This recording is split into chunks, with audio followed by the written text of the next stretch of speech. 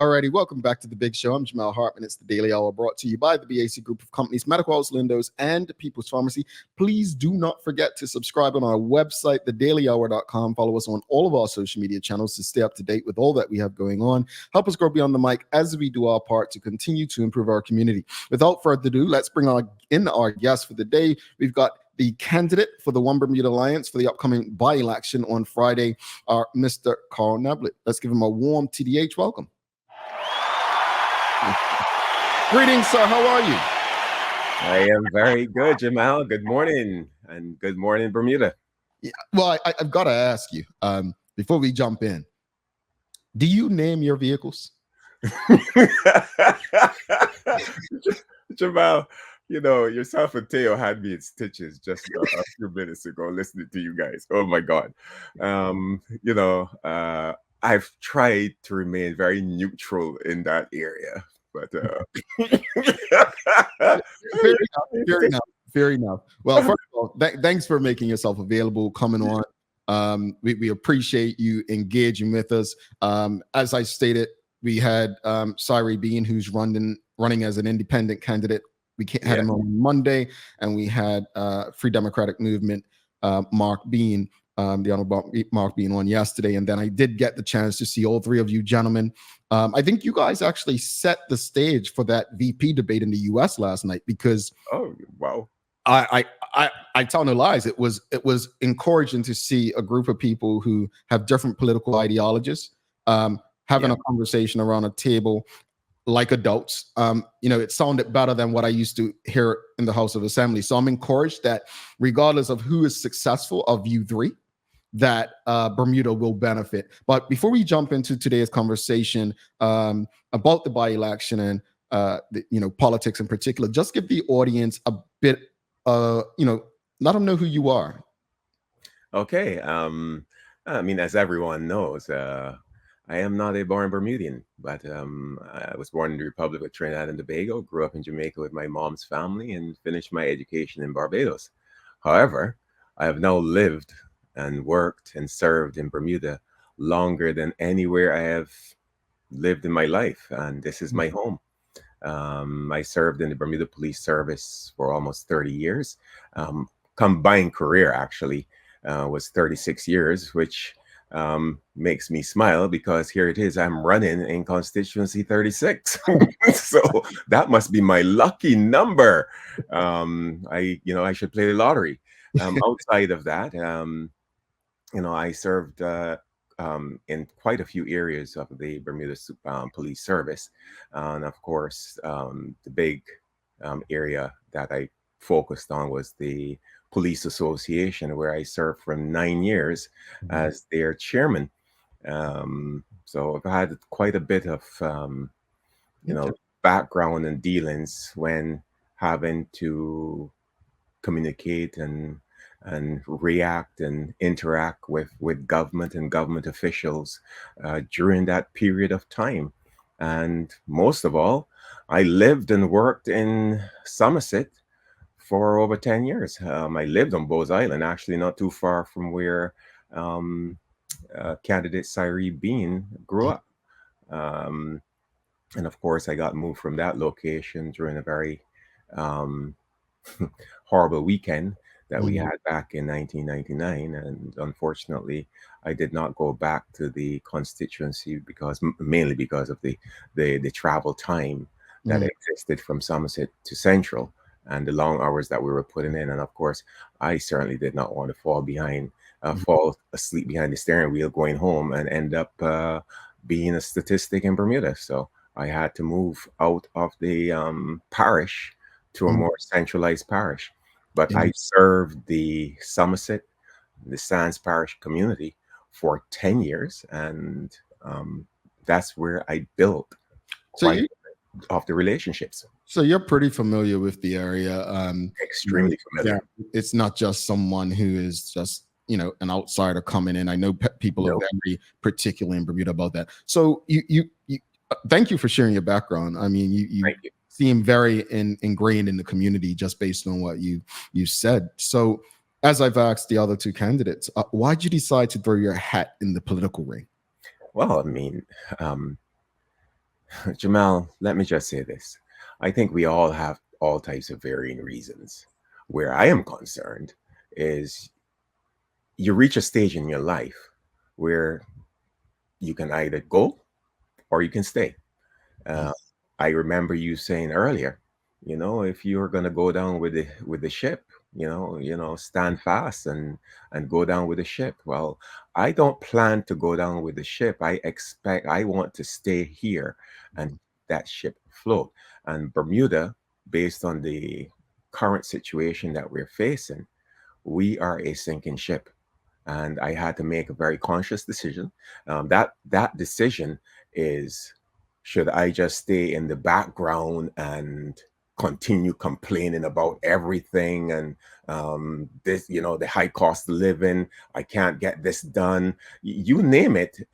I've heard it over the last couple months canvassing the same things that all the constituents are saying to me is the same thing that I've been saying to other people. So based on that alone, I made a conscious decision to throw my hat in the ring. I want to be a part of the reconstruction of this community. And Mhm. the way you can do that is to become involved. And I believe that's admirable. I do. People always say, Jamal, why don't you get into politics? And I say, well, Mhm. first, I have a foul potty mouth. I'm not mature enough to deal with that. Secondly, I'm not as bad as former President Trump, but people say that I No, call hell no. people names sometimes, and so I just know mature-wise, I'm not there.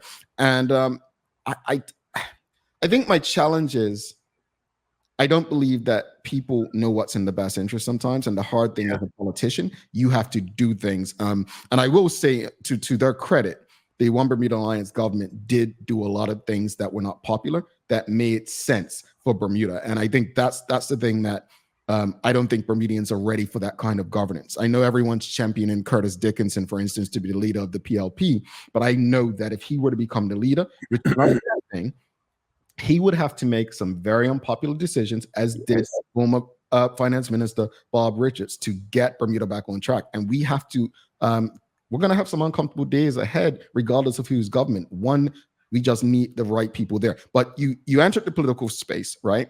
Yes. Why do you believe that the One Bermuda Alliance is the best political party to lead Bermuda, though? Okay. Yeah, I mean, it's only fair to say this. The One Bermuda Alliance actually, shows a very true reflection of Bermuda society at large.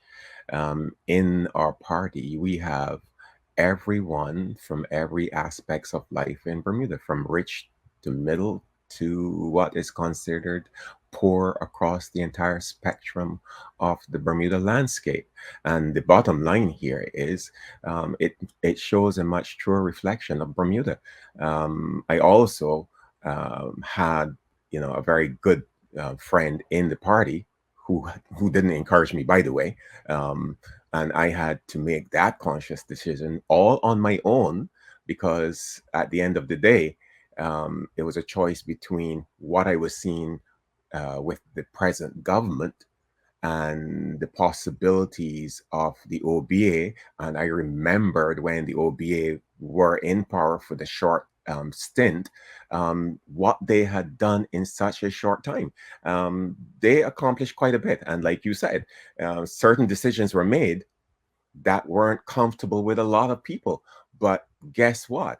They actually made sense at the time when the decisions were made, and we looked at the prosperity that existed during that short period of time when they were in office, and that has not been duplicated by the current government, and nobody seems to understand that that has not been duplicated. So when decision time came, I knew where I was going, and I went with the One Bermuda Alliance, and that was my decision.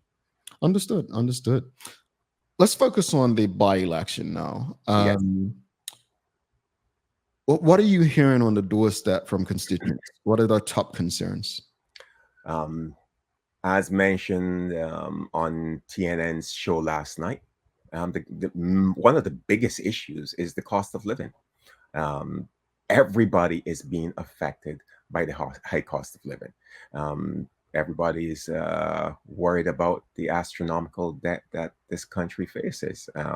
If you do ask most people if they know what the debt is, they can't give you a figure, but it's close to $4 billion, $3.92 billion, and it's probably more than is actually explained to be.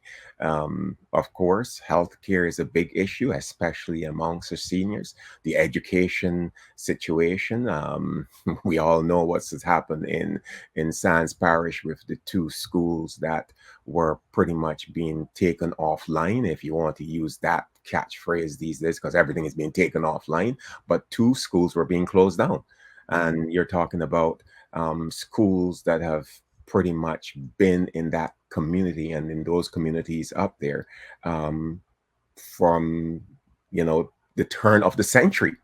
um, and of course the infrastructure issues with the roads, the overgrowth, something that was non-existent 35 years ago. This was one of the most pristine countries this side of the Western Hemisphere, and no country to the south of us could touch the landscape of Bermuda. Bermuda was considered a big lawn back in the day. You come here and every everything was well kept.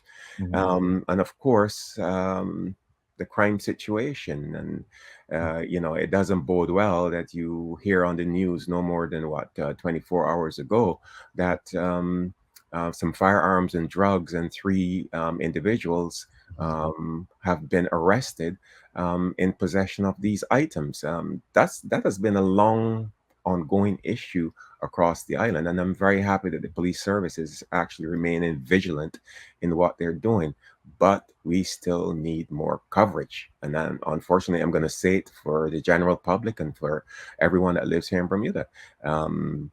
We don't see the police like we used to. When I was on the job, you couldn't escape the police. Now you can travel from end to end and don't see one single patrol car on the road, and that's disheartening, because the police are supposed to be out there. Can they be in a position to stop all of the varying accidents that are happening across the island? Yes, they can. I'm sure they can. At the end of the day, when you're not seen, unfortunately, this is what's going to happen. Driving behavior has just increased, astronomically, and that never used to happen. And I think I correct me if I'm wrong, but I'm pretty sure the commissioner said as much when he was on this show recently. Okay. They want to be seen. I think they have a numbers game, and I'd like to come back to that question as well, just on the police and as that's your expertise. But we have problems, generating interest in people joining. So I want to come back Yes. to that. But let's say you're elected. If you're elected, the PLP as a government has such a great majority. Yes.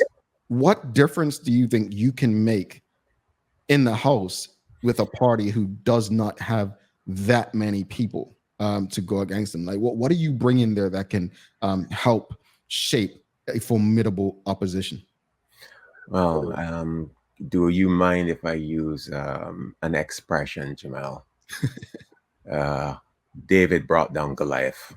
Okay, and the bottom line here is we may be small in numbers, but at this present point in time, the very small group of parliamentarians that we have on our side have been sticking it to the present government at every avenue with all of the information. And we are talking about factual information that has been forthcoming to deal with some of the issues. Unfortunately, when you have the majority in a house, you will always be shot down. I mean, I looked at the decision just last week regarding that so-called pension issue and borrowing on your pension. That's crazy. And to have two of their own party members stand up against it, even with the others who were on our side who are also against it.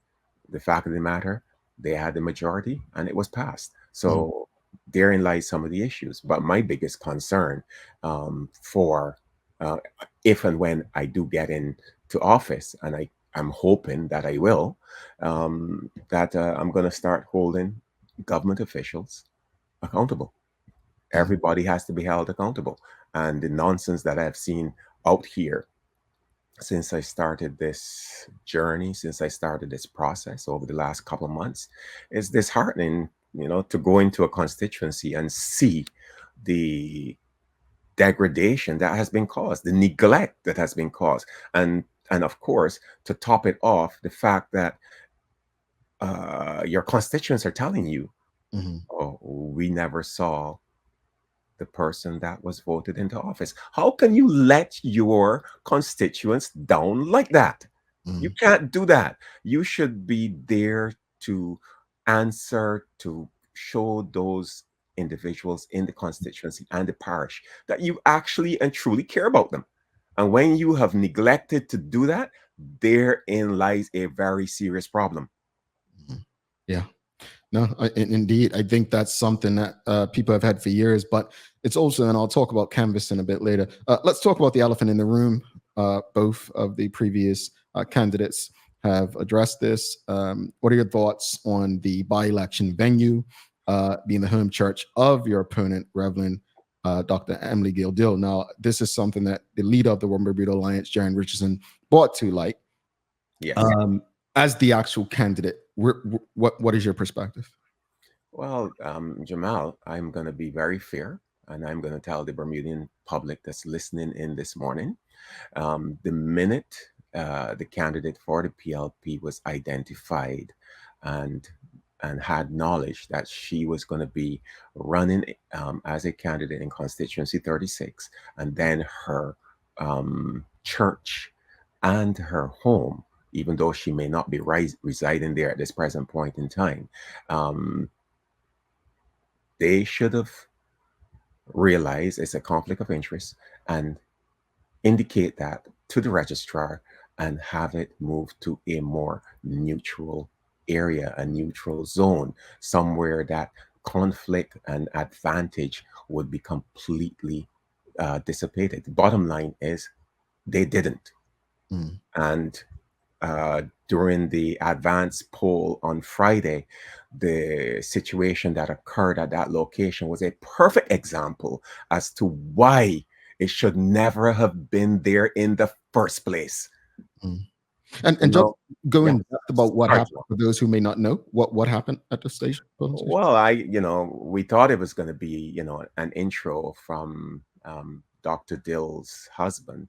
But just the general attitude that was exhibited by her husband towards us as candidates, it actually disheartened me, because in my mind, and I have the deepest respect for any leader and elder of any church across this beautiful island. I mean, Bermuda has probably the most churches per capita than anywhere else in the world. But every leader, we are leaders of the church, are supposed to be extremely sensitive in the way that they actually conduct themselves, because this impacts on their churches. And for a leader of a congregation and the leader of the AME churches across Bermuda to be calling us to our faces idiots, that was insulting, to say the least. To make matters worse, when you're going to indicate that politics is evil, what kind of message are you then sending to the same person that you're married to? That that raises some very serious questions amongst us. And it was unfortunate that our independent candidate and his father, where this entire situation occurred, had to experience that for themselves, because it was under their tent and they were totally not expecting that to happen. Well, I certainly wasn't expecting it to happen either. And I did not go there, we did not go there to be caught up in any type of uh, this disruption with anyone. we walked away. We took the high road and we walked away because that was not the time for that type of behavior to be exhibited to us. Here it is, we have put ourselves forward. Yes, we have done that. We were there for the process to proceed. It was conducted, in my opinion, at the highest level, by the parliamentary representatives that were there. But at the end of the day, the behavior was not acceptable, especially from a leader of a church. No, that's a big no-no. And you do not do that. If you have those feelings in your mind as a church official, the leader of a congregation, in the community, you keep those things to yourself and have those conversations somewhere else. But to be going off on a tirade and your wife is telling you to stop, stop, and you're not going to stop, you will speak your mind. I have no issues with people speaking their mind, but there's a time and place for everything. Indeed. Audience, if you have any questions or comments for Mr. Neblett, please send your comments and questions through. We'll try to get through as many as possible. I should have asked the other two candidates this question as well. But I'm going to ask you, are you concerned at all that the three of you could cancel each other out and basically hand this seat to the sitting government? Anything is possible, Jamel. Politics is a very different landscape. You asked the question earlier, at the very beginning of the show, whether media actually assist in the decision-making process for people to vote. And then then the other question that followed. And the bottom line here is anything is possible. We don't know whether the constituents are going to come out and vote party. We don't know whether they're going to come out and vote individuals because of relationships. We don't know whether the constituents are going to come out and base their vote on what is presently occurring. It's hard to say. We just don't know because we are not in the minds of the constituents. Yeah, I got you. And understandable. If you're not successful in this by-election, how do you plan to stay involved to ensure that we do get a better Bermuda? I will continue on the path that I have now basically committed myself to. I will be remaining in Constituency 36. And I have so many ideas, Jamel, to turn that constituency and the parish around. I think one of my pet peeves, and I don't think I've said it enough or at all, but Sands Parish, and I'll use Dockyard, of which Constituency 36 falls in, that is the biggest gateway into Bermuda. The National Airport is not the biggest gateway. On any given week in Constituency 36, you have 2 to 3 mega cruise ships, which by the time they dock and passengers disembark, you have anywhere between 8,000 plus to close to 14,000 people coming off to be conveyed to varying areas across the island, to the beaches, Horseshoe Beach and some of the other beaches that tourists read up about before their trek to the island, going to the lighthouse, you name it. And the bottom line is to be leaving that area and driving through Somerset to what is considered a dead village, a dilapidated village, to be seeing the degradation in some of the buildings that currently exist, the roads that they have to travel on just to get out of the parish to go to be conveyed where they're going. It's disheartening. That's not the first impression that you want to see in a country that is considered a first world country. That's not what you want to see. Indeed. Let's go to the audience real quickly. Sean Smith, going back to the venue, he says, correct me if I'm wrong, but did all the candidates have meetings with the governor regarding the venue? If so, are you able to share what the outcome of that meeting was? Yes, all four candidates, all four of us did have meetings with the governor, and I'm very sure everybody was made aware of her position when she announced that in her capacity as governor, she was not going to interfere with the process. Okay. Unfortunate. Unfortunate. It's I want to go back to the police situation. We have had, you're right. When I grew up, there were police everywhere. I remember even being young and we had the police school right there on Glebe Road, above Yes. Mr. Scott, and saw them marching through the neighborhood in great numbers. As you know, as you enter the House of Assembly, um, how do you plan? I mean, based on your experience, you'd make a great Minister of National Security, it seems. So, what would be your plans to say, you know what, this is how we can improve or increase the police numbers? Well, one of the biggest issues that we face, Jamal, and this, remember, this compounds our impacts on everything that we're trying to achieve. Uh, in order to bolster the police numbers, we have to bolster the police budget. With police budget, you then have the recruiting drive for Bermudians, suitably qualified Bermudians to join the job.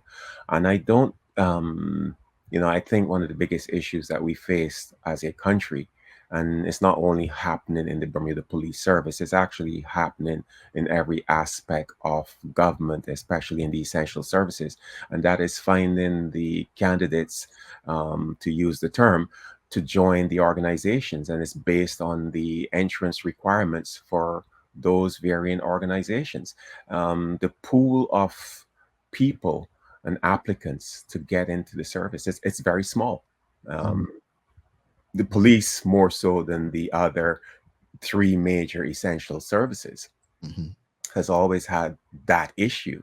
But here of late, the Bermuda Fire and Rescue Service, they've had now the issues, and are now thinking, actually have gone overseas and brought in um, contract officers to work at the airport in the short term.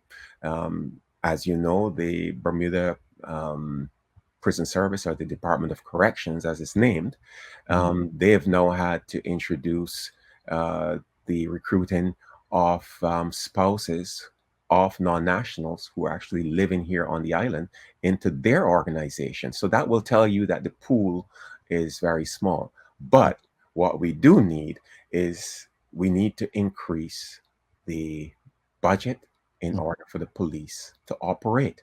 And if you don't have that budget, if you have that money being constantly taken away from the organization is also going to have to make decisions as to how they maintain themselves and what's important and what's not important. And as you can clearly see, decisions have been made, because right now you do not see police officers. You don't.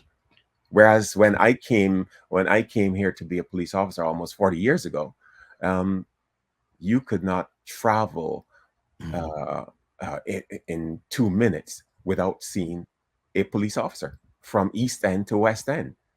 You were Yeah. stopped in some cases 4 times before you got to your point of destination, wherever it is you were going on the island.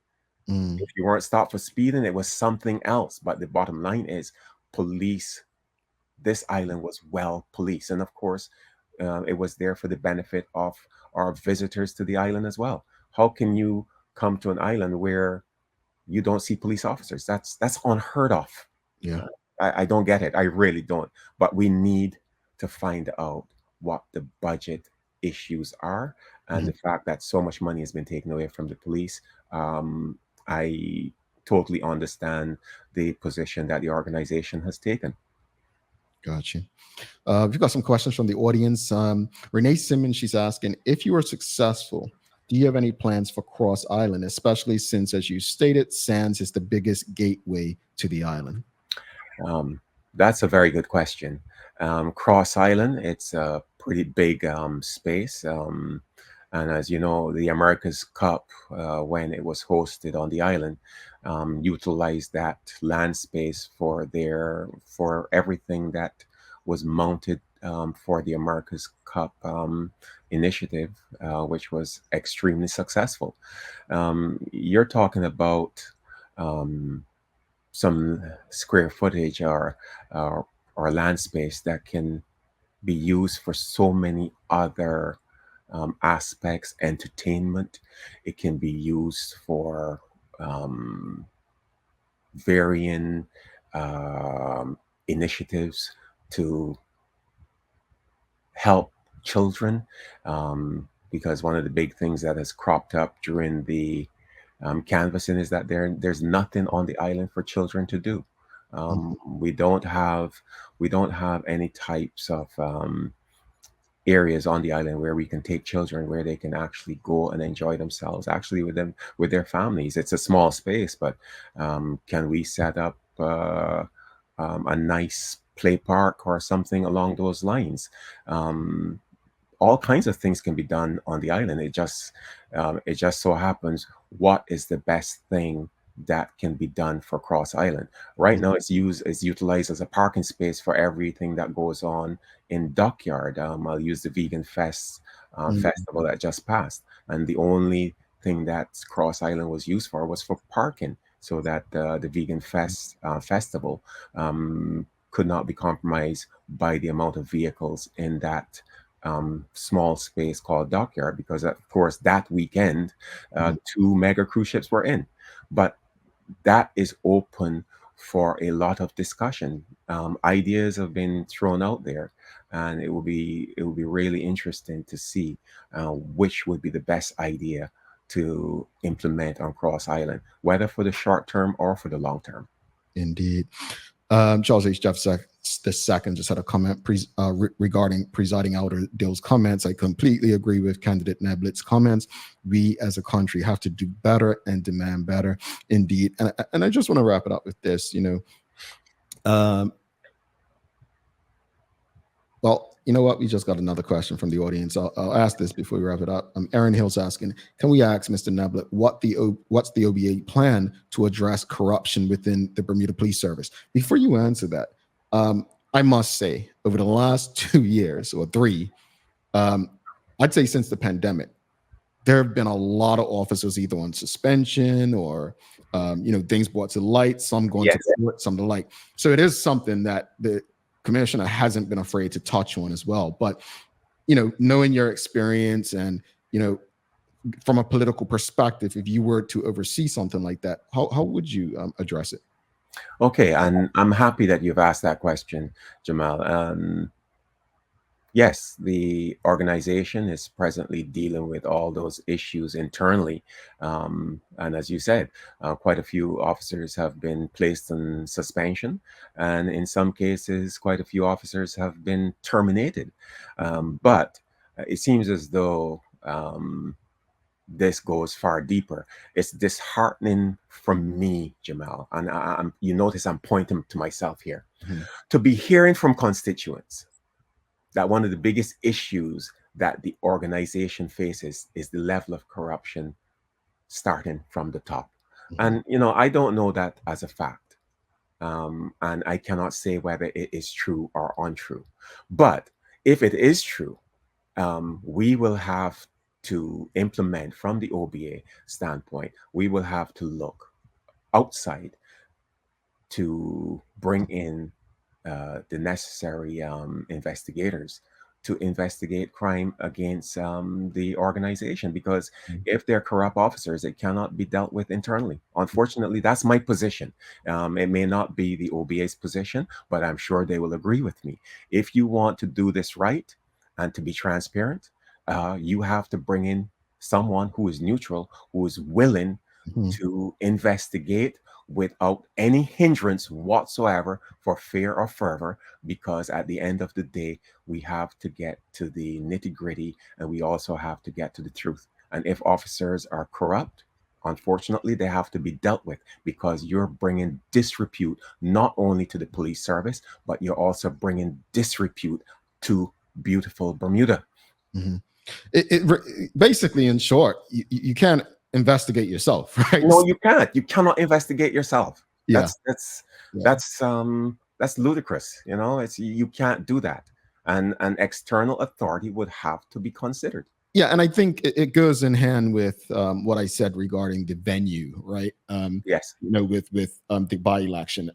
My issue with both is, sometimes it's not saying that investigating yourself is not going to yield the right result, or it's not saying that the by election being held isn't going to be corrupt. Sometimes it's as simple as just removing all doubt, and I Yes. think that's Absolutely. that's the path Absolutely.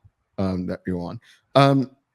Before you head out, you know, you've entered this race. Yes. Obviously, when people get in these spaces, they want to win it, and they want to win it for the reasons that you've given today. Why you think, what you plan to do. But why are you? Speak to the people of 36 and Bermuda right now. Why are you the best candidate to serve Constituency 36 in the House of Assembly?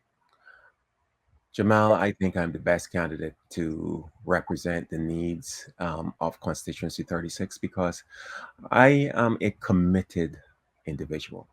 Um, I think some of the comments that I've been told is that, well, if you leave, if you don't get in, will you pack up and leave like everyone else? No, I'm actually in Constituency 36 to stay. I have to deal with some of the problems and all of the problems that have been reported to me. I can just reveal here to everyone who's listening in. I was canvassing no more than 4 weeks ago, and I was in one of the areas of the constituency where I thought, I found it strange that it wasn't named. So I did ask the constituents in the area, well, why don't you guys have a road sign signifying this location? And I was told by quite a few of the constituents in the area that they were dealing with this issue for over 20 years. They've been asking for the road sign for the neighborhood for over 21 years. Guys, so you have got to be kidding. You're talking about a road sign that is, in my personal opinion, one of the easiest issues to resolve because it only takes a phone call to be brought to the attention of Works and Engineering to be erected. And you're telling me 21 years has passed and nothing has been done? And that's what I was told. It has never been erected. Well, the next morning, I contacted our MP in Parliament, Mr. Craig Cannonier, and I will name him. And he, in turn, contacted Works and Engineering because, of course, he was at one point the Works and Engineering Minister. Mhm. And no more than a week ago, I was informed by one of the constituents that the road sign was finally erected. And I couldn't believe that it took 21 years to do this. No, I'm just a candidate. Mhm. And if I can make a phone call to get this done, why couldn't it have been done over those 21 years? Those are not just the only issues. You have a road in that constituency that has not been paved in over 40 years. How Mhm. can that be? But yet, our ambassadors, who are our taxi drivers, use that road as a major tourist conveyance for their passengers because they can go to that location and watch the sunset. It's one of the most amazing views Mhm. from that section of the island. But you're talking a road, talking of a road that is overgrown with bush. The road itself is in a horrible state of disrepair. I would be embarrassed to take people along that road. I'm sorry, that's just me. But those are some of the issues. Mhm. I am out there. I am being seen. I have to maintain that because the complaint that has come into me more so than anything else over the last couple months is that, gosh, it is so great to see someone from the government, whether it's the OBA or the PLP and the FDM, and now here most recently, are independent, actually paying some interest in the constituency, I hope is not just because the election is coming up. No, this is not for the election coming up. I will be in Somerset on a weekly basis, on a monthly basis for the entire year. You're going to get tired seeing me. You're going to tell me, Mr. Neblett, don't come to my house. I think I've had enough of you, but I'm there to help. I'm there to assist in dealing with all of the problems that that constituency and the parish actually have to resolve. There are many issues, and I am not going anywhere. And I think I am one of the best candidates that will be doing that. I am not going to disappear. I am there to stay whether people like it or not. Indeed. Mr. Neblett, it's been a pleasure having you. It's been nice meeting you. And I wish you all the best on Friday in the by-election and beyond that. I believe that Bermuda needs more people, but I'm going to tell you this, Mr. Neblett. Mark Bean knows this because he's been in politics for years. Yes, and he does. Young Cyree doesn't know it as yet. But I will be a thorn in your side with this mic. So and you know what, Jamel? I'm happy that you have now said that, because by being a thorn in my side means you're going to hold me accountable to what I have just indicated to every person that is listening in on this program. And I'm hoping that it reaches the point where you're going to say to me, Mr. Neblett, it seems as though I'm going to bite my words here, because you have lived up to what you have said and promised. And that is what I'm going to do. And that's all I want. I just want people to prove me wrong. Yeah. Thank you so much. All the best, sir. And we'll definitely be in touch. Have a great day. Thank you. And thank you, everyone, for listening and calling in with the questions.